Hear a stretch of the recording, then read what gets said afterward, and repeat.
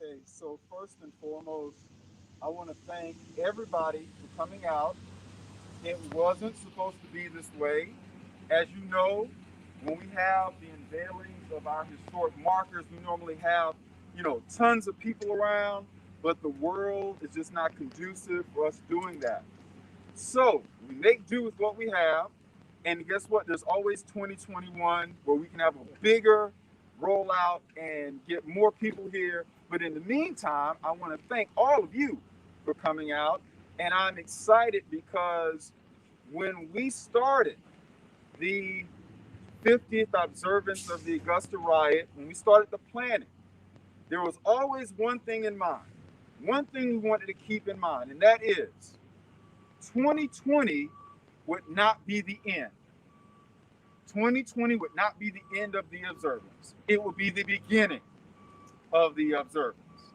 And so our work continues. The work goes on.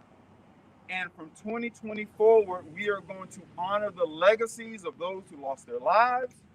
We're going to honor the legacies of all those who came before us by talking about, educating, and acknowledging those things that happened during the 1970 Augusta Riot.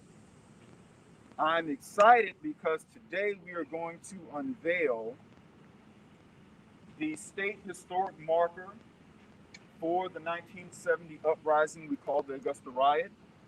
Unfortunately, the Georgia Historical Society could not be here today, but just so you know, they're going to have a week long observance of our events. From the Jesse Norman podcast will be featured on the GHS blog to various other parts of things that we have done over the past couple of years. So I'm excited about today.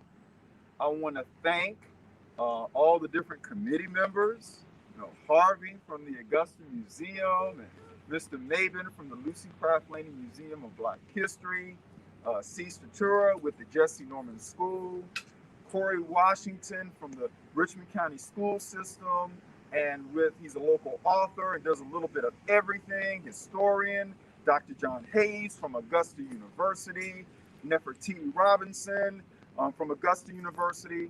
So I want to thank all of you just for your hard work, your diligence, your perseverance. It hasn't been always easy. It hasn't always been easy, but we're still here, and we're going to continue the good work as it relates to the riot. I think that Dr. John Hayes has a few words to impart with us, and then afterwards we're going to unveil the markers and continue the celebration. John.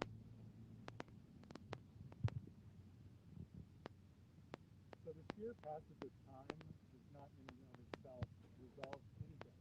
It doesn't heal a trauma. It does not mend an injustice. It does not set right things that were not set right.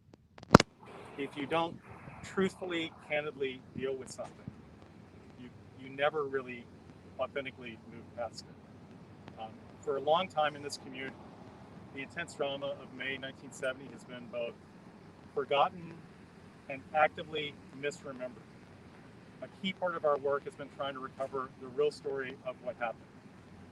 Recovering the real story is not just our goal. We want to see healing and justice, but for starters, we have to tell the truth and have a genuine reckoning with the past. Thank you, John, for those words. And just to let you know, time. I was just talking with Commissioner-elect Jordan Johnson about how 3 years ago the two of us were sitting in a classroom at Payne College debating Confederate memorials and talking about all the hot topic items of the day. And it's just crazy how time flies. And it was 2.5 years ago that Pax, Barbaro, John Hayes, and myself sat down at Nacho Mama's and Pax said, just ask one question. Should we now begin working on getting ready for the 50th observance of the riot? And it started with that question, and 2.5 years later, it brings us to this point. So once again, thank you for all your hard work and all the things that you have done to make this possible. And now without further ado, let's unveil the marker. Any committee members and commissioners, everyone can come on over and we can all take part in it in some capacity.